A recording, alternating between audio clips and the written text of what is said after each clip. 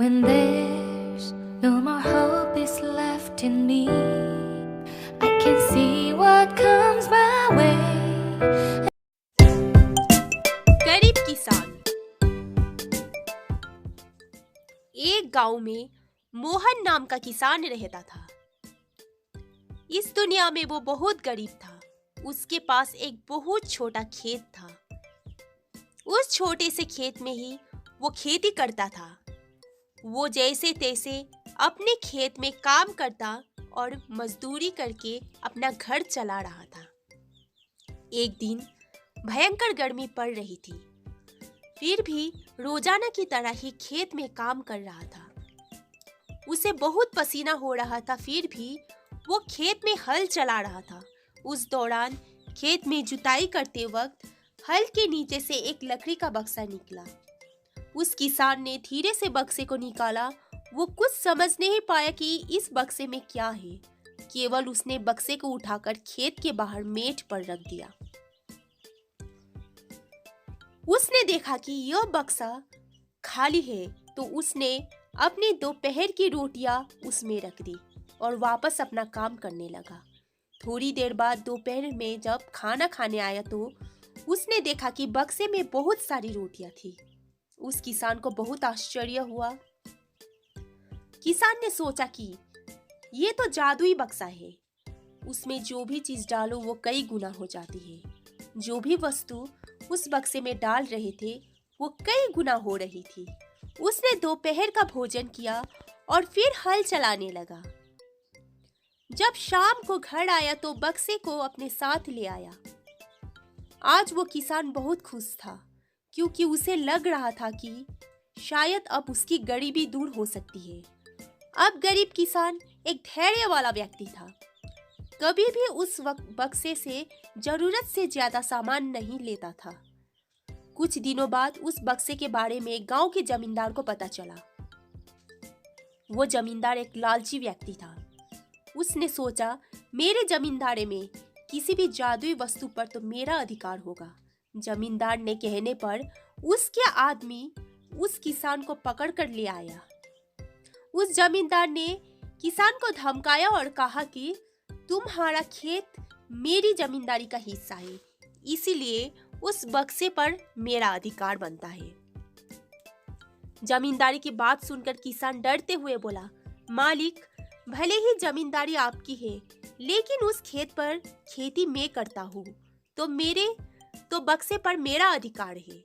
जमींदार समझने लगा कि यह किसान ऐसे नहीं मानेगा। उसने किसान को धमकाया और उसके घर से बक्सा छीन लिया। किसान बेचारा रोता रह गया। बक्सा लेकर जमींदार खुश हो गया। जमींदार ने बक्से से बहुत सारी वस्तुएं हासिल कर ली और मजे कर रहा था। थोड़े दिन बाद कुछ लोगों ने जादुई बक्से के बारे में मंत्री जी को बता दिया।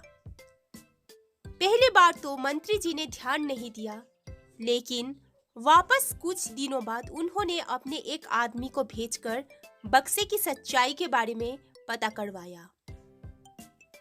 जब उस मंत्री जी के आदमी को बक्से की सच्चाई पता लग गई, तब उसने मंत्री जी को जाकर बताया। मंत्री जी ने तुरंत जमींदार को बुलाया और कहा, तुम्हारे पास जो बक्सा है वो तुरंत मुझे दे दो।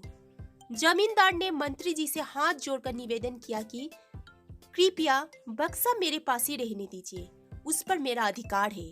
लेकिन मंत्री जी ने एक नहीं मानी और कहा कि यदि तुम मुझे नहीं दोगे तो मैं तुम्हारे जमींदार समाप्त करवा दूंगा। जमींदार ने डरकर बक्सा सौंप दिया।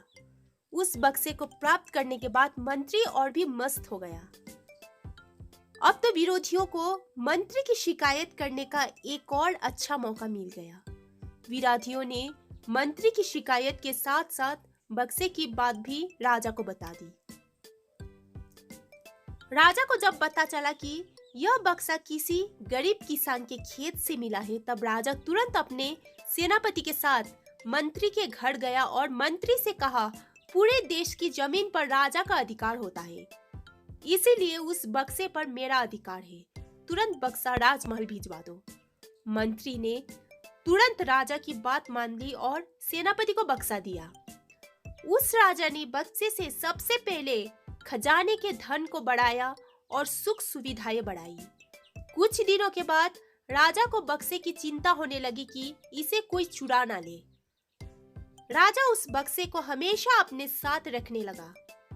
एक दिन राजा ने सोचा, इस बक्से में ऐसा क्या है, आखिर इसका रहस्य पता किया जाए। उस बक्से का रहस्य जानने के लिए राजा उस बक्से में बैठ गया। बाहर निकला तो उसके जैसे अनेक राजा बाहर आ गए। लोग नहीं पहचान पा रहे थे कि असली राजा कौन है। सभी राजा राज्य करने के लिए आपस में लड़ने लगे। यह बात किसान को पता चली तो वो बहुत दुखी हुआ। उसने स्वयं को कोसा और विचार किया कि अगर मैं उस बक्से को जमीन में गाड़ कर रख देता तो बहुत अच्छा होता। सारांश, आज के इस लेख हमने आपको गरीब किसान की कहानी हिंदी बताई है। आपको यह कहानी अच्छी लगी होगी। अगर आपको यह स्टोरी यानी कहानी अच्छी लगी है तो अपने छोटे छोटे प्यारे प्यारे बच्चों को जरूर सुनाइए। इसके साथ ही अगर आप इसी तरह की शिक्षाप्रद, मजेदार, रोमांचक और हास्यप्रद कहानियाँ सुनते रहिए और मजेदार कहानियाँ का लुत्फ उठाते रहिए। अंत में इस लेख के अंत तक बने रहने के लिए आपका धन्यवाद। अगर आप लोगों को मेरा कहानी अच्छा लगा तो एक लाइक करना, सब्सक्राइब करना, शेयर करना और कमेंट करना। मिलते हैं एक ऐसे ही अगले कहानी में।